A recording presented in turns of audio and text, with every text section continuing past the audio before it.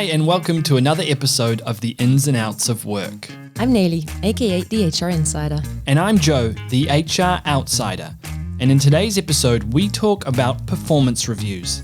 How can we define them, a few awesome did you knows, and the infamous Outsider Outpouring, as well as, of course, some myths to debunk. There's going to be a lot of information in this episode. So as always, if you'd like to read up on any of the points we make today, check the show notes wherever you're listening to this podcast for all the links. Now, before we dive in, you know the drill. Don't forget to subscribe to our channel, share this episode with a friend, and leave a review. Happy listening.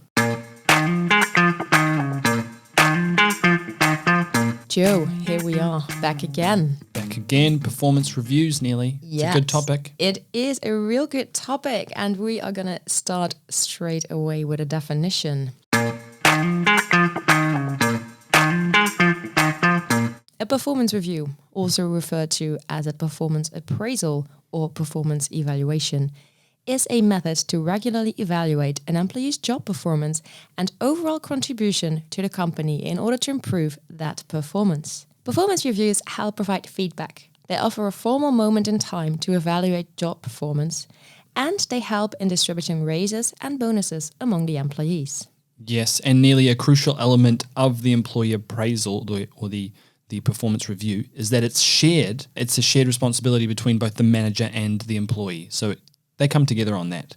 What you also need to know is that the performance review is part of the performance management cycle, so this broader thing. The difference between the two is that the latter, performance management, includes all the interactions between the employee and the supervisor that help in improving performance, while the appraisal or the review is a regular sit-down in which the employee is formally assessed. Yes, thank you for that, Joe. And now on to our Did You Know part, or in this case, more of a brief history of the performance review. Joe, did you know that the very first performance reviews go all the way back to World War I, when the US military created merit rating systems to flag and dismiss poor performance?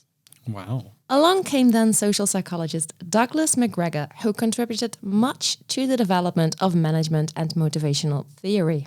McGregor showed, at a time, bear in mind, when labor management relations were becoming more adversarial, that there was another way to view workers and leadership. Managers and their staff were seen in a collaborative way, and performance could be positively influenced by encouraging development. Okay, very good to get a quick history lesson here. We're going to fast forward to 2001. So as dissatisfaction with the traditional process grew, a bunch of high-tech firms really ushered in a new way of looking at performance reviews and performance management, resulting in the Agile Manifesto. And we may have heard of this in software development, but it's also had an impact on other areas like this performance management. So it's not directly influenced to performance per se, but these principles change the definition of effectiveness on the job. And they were at odds with the usual practice of cascading goals down from the top, that real top-down approach to assessing people. So that really changed the game. Good to know. Fast forward again, Joe, to today. Many very successful companies no longer follow a traditional performance review process. E.g., in 2012, Adobe ended annual performance reviews, in keeping with the famous Agile Manifesto you just talked about, and the notion that annual targets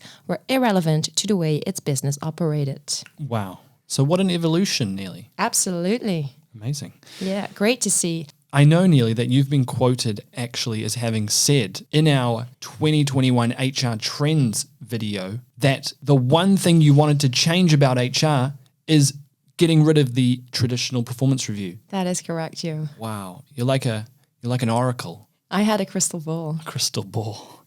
Amazing. Yeah. On to my favorite part of the episode, Joe. It's time for you to do your Outsider Outpouring.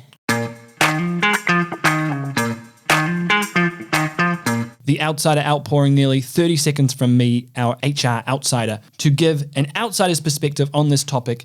Let's start the clock right now. I think the biggest issue with the traditional performance review is that it feels a bit forced and it's kind of out of date. So I've had this kind of conversation a few times, like from a manager. Oh, hey, by the way, that thing you did 4 months ago, maybe try to do it better next time. And it's like, okay, why didn't you tell me 4 months ago that I should have tried that better? So it's kind of like this disconnected from the moment kind of thing. And it can also feel a bit forced. So it's like, here's this very structured form. We have to fill it out exactly as it is, and it has to fit into all these boxes. So maybe it's time, and we've already talked about it, the agile piece, that feedback becomes more and more continuous. Why do we have to have it at set times in the year only? This is my rant for today. I think that we should. I think it also should be more of a two-way thing. So oftentimes managers go, okay, this is my moment to give you feedback. But actually, what if managers actually thought about earning the right to give feedback as part of an open discussion and then receiving it, then giving it, as a second step? I love that, Joe, how managers should earn the right to give feedback. That's what I'm going to take away from this beautiful rant. I got a bit passionate on that one, Neely. Yeah, I heard that. Yeah. Onto our myths. So in this part of the episode, we share a few myths about the topic and then we debunk them for you. Always love this one. Here's the first one. Performance reviews have to be at least an hour long. That is not correct. No. According to a report from Tiny Pulse, the main reason employees and managers don't like performance reviews is because they're too time-consuming. Remember this, there is not a rule that says that performance reviews need to be long enough to bore all involved parties. Amen to that. Yes. Next myth here. Problems should only be discussed during reviews.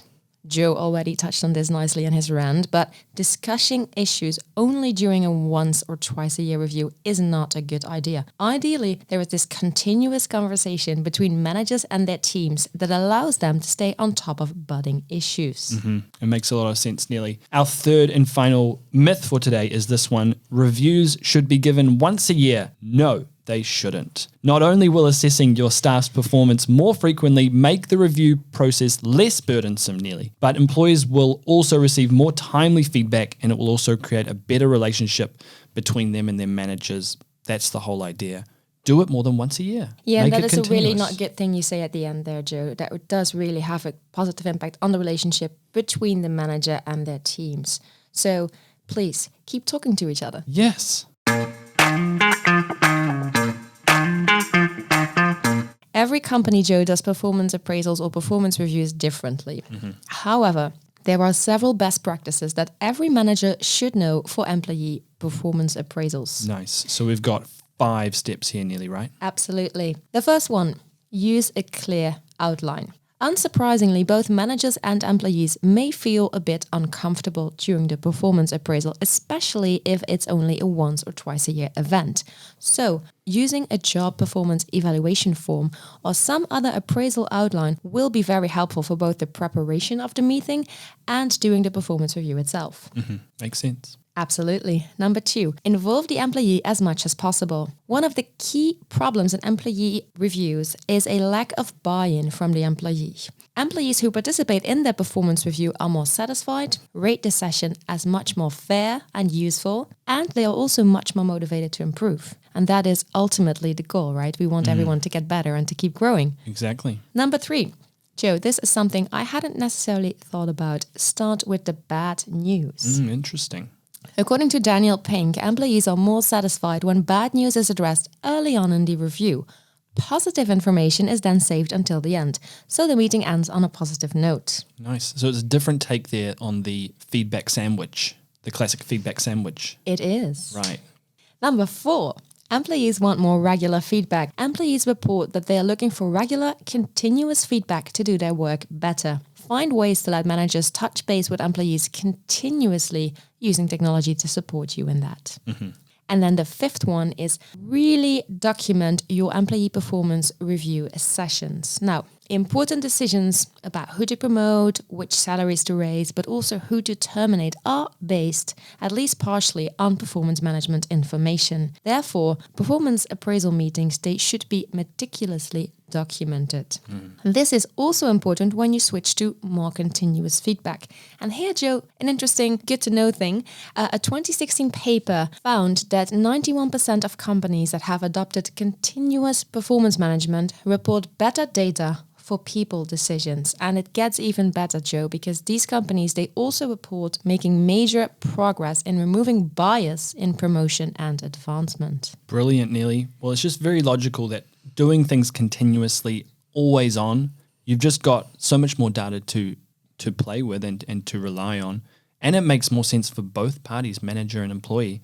Thank you for those great 5 steps. If you are, listener, interested in finding out more about any of those steps, please check the show notes. You can dive into more information and more reading about all of those. Yes. But it's time, Neely, for our next segment, which is our story example segment, in which we bring all of this to life, part 1, part 2 of this topic, by talking about a really innovative company doing performance reviews in a great way.